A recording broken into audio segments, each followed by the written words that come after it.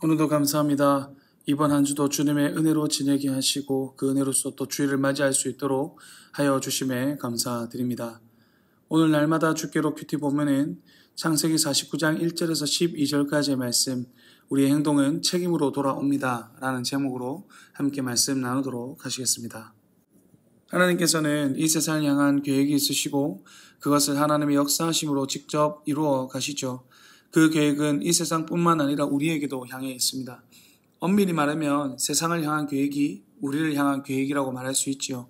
그래서 우리가 하는 모든 것이 작은 것 하나까지도 하나님의 계획하심 가운데 있는 것입니다. 그렇다고 해서 우리가 아무것도 하지 않고 가만히 있어야 된다라는 뜻은 아닙니다.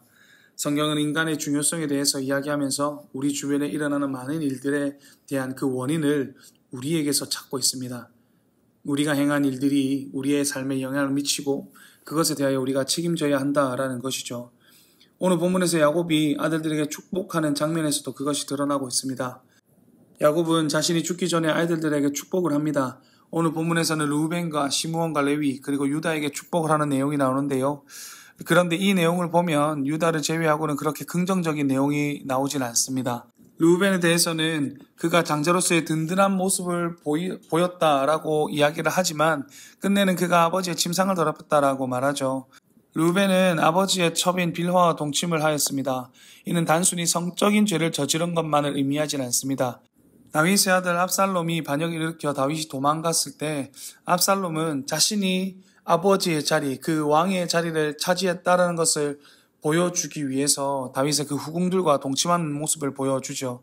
그것처럼 르우벤이 저지른 행동은 아버지의 자리를 넘보는 아버지의 그 신성한 권위를 무시하는 그런 행동이었습니다. 그래서 그는 장자이지만 장자가 되지 못하고 그것이 요셉에게 넘어가게 됨을 보게 되죠. 또한 시므온과 레위도 마찬가지입니다. 그들은 동생 디나의 복수를 위해서 세겜 사람들을 다 칼로 죽입니다. 그래서 5절에서 그들에게 말하기를 그들의 칼은 폭력의 도구라고 말하면서 그로 인해서 그들이 이스라엘 중에서 흩어지게 될 것이라고 하죠. 이것은 가나안 땅을 분배하는 그 과정에서 이루어집니다.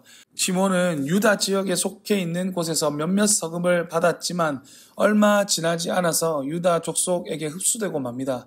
그래서 시몬 지파로서의 정체성을 잃어버린 채 사라지다시피 되어버리죠. 레위 지파는 처음부터 땅을 분배받지 못하고 12지파에 속해 있는 그 48개의 성읍을 할당받게 됩니다. 하나님의 성전을 섬기는 일에 사용되는 귀한 직분으로 섬기게 되긴 했지만 야곱이 말한 그 약속이 그대로 이루어지면서 그들은 흩어져 있게 되죠.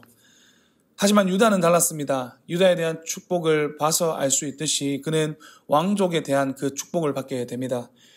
그래서 유다 지파에서 다윗이 나왔고 그 다윗의 지사손이 계속해서 왕의 자리를 차지하게 되죠. 그리고 그들 가운데 메시아이신 예수님께서 태어나시게 됩니다. 유다가 그런 축복을 받을 수 있었던 것은 형들이 죄를 저질러서 그 자격이 사라짐으로 인해서 그에게 넘어온 것도 있습니다. 그러나 가장 큰 이유는 자신이 행한 일에 대하여 책임지는 그 모습을 보였기 때문입니다.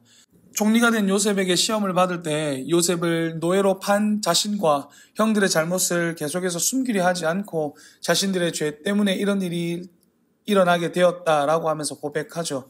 그래서 죄에 대하여 가족들에 대하여 책임지며 칭찬받을 만한 그 모습을 보입니다. 그래서 그의 후손들이 왕으로서의 그 자리를 지킬 수 있는 그 약속의 축복을 받게 된 것이죠. 이렇게 자신이 행한 일들을 통해서 그것이 나중에 결과로 드러나게 되는 일이 분명히 찾아옵니다. 그래서 개개인의 행동이 그들의 삶에 어떤 영향을 미치는지 더 나아가서 그들의 후손에게까지도 영향을 미치게 된다는 것을 우리는 보게 되죠. 그렇기에 우리는 하나님 앞에서 온전하게 살아가기 위해서 노력해야 합니다. 죄인이기에 하나님 앞에 온전한 모습으로 완전히 그런 온전한 모습으로 설 수는 없겠지만 그래도 어떻게든 그 죄악된 모습을 벗어버리고 작은 행동 하나도 주님을 닮아가려는 그 노력이 필요한 것이죠. 그리고 우리는 하나님께서 허락하신 이 하루의 삶을 열심을 다해 살고 우리에게 맡기신 일들에 대해서 최선을 다하는 모습 또한 우리 삶에 드러나야 합니다. 그렇게 할 때 우리를 향하신 그 하나님의 선하신 계획이 드러나게 되고 또한 이루어지게 되는 것입니다. 그것을 기억하시며 주님 앞에서 죄악된 모습을 버리고 선하고 온전한 삶을 살기 위해 노력하며 애쓰며 살아가시는 여러분 되시기를 축복합니다. 첫 번째 기도 시간입니다. 받은 말씀을 가지고 함께 기도하는 시간입니다. 이 시간 말씀을 붙잡고 함께 기도하며 나가도록 하시겠습니다.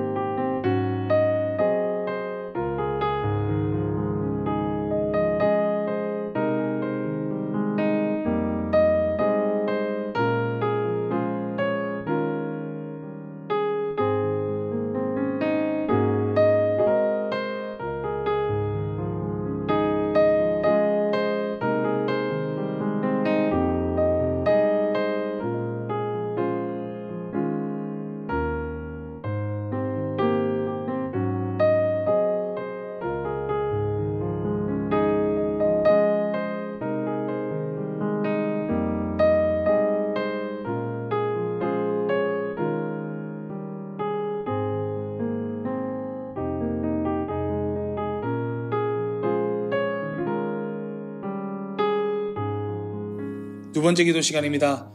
개인의 기도의 제물을 가지고 기도하는 시간입니다. 이 시간 하나님께 우리의 마음을 소원을 가지고 간절히 기도하며 나가도록 하시겠습니다. 기도하겠습니다.